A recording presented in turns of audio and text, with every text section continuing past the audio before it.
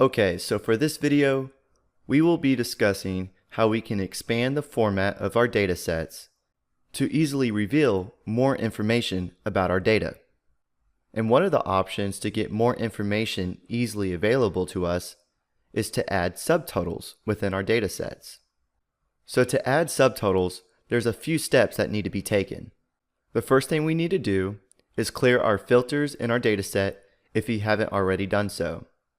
So I'm going to click any cell within our dataset, go to the Data tab, and click Clear.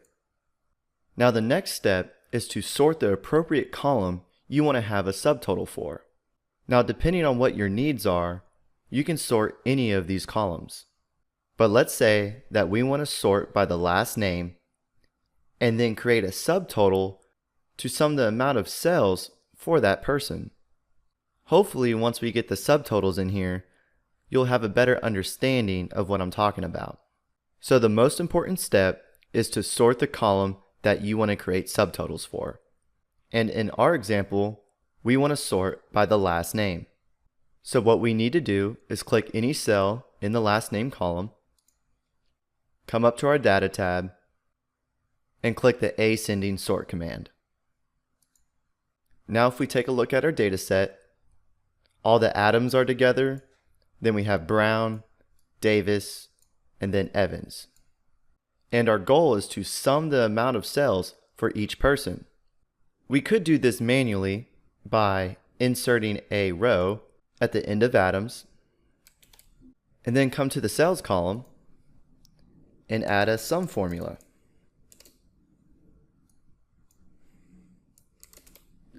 And there we go. Adam's total sales were $21,822. But could you imagine if you had thousands of records and manually go in, add a row, insert a sum formula to get the total amount of sales for that person? It would take forever, right? And this is where the subtotal command comes in handy. So I'm going to delete the row that we just inserted.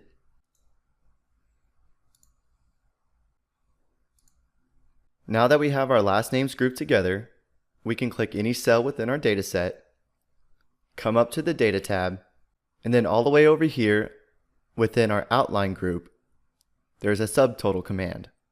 If we give this button a click, a subtotal dialog box pops up and we have a few options to choose from. The first option is asking where we want to place the subtotal.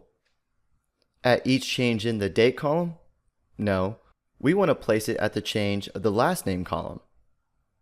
So we can select this dropdown and click last name. And the second option is asking which function we want to place for our subtotal. Well, we want to sum the amount of cells, right? So we wouldn't want to use count. We can click this dropdown and select sum. But if you wanted to have the average, max, min, you could select those as well. But for now, we're going to select sum. And the third option is asking which column we want to add the subtotal to. Well, we can't sum region because the region column has text values. We want to sum the cells column. So we need to check cells and uncheck region. And if we click OK, watch what happens. So at the change of the last name, it added a subtotal to the cells column and summed all the cells above this row. So once again, Adam's total was $21,822, and Brown's total was $17,570. And at the very bottom of our data set, it also gave us a grand total of all the cells combined. You might have also noticed these lines and squares pop up on the left side of our spreadsheet. This is just showing how Excel grouped our data. And we can select these boxes to hide or to unhide certain sections of our data set.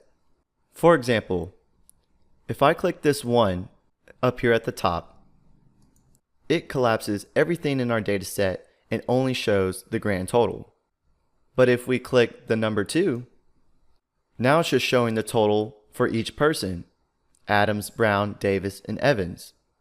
And then if we click 3, it's showing all the details of each person.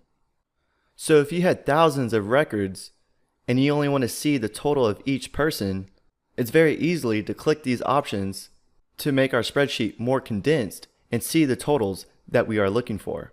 And then from here, you can also expand the details of each person if you want to have a more in-depth look. For example, if I want to take a look at each of Adam's cells, I can click this plus sign and it'll expand all of Adam's details. Same thing for Brown. I can click this plus sign and then all the details for Brown open up. So these little grouping command buttons off to the side of our worksheet easily allows us to look at the data of our interest.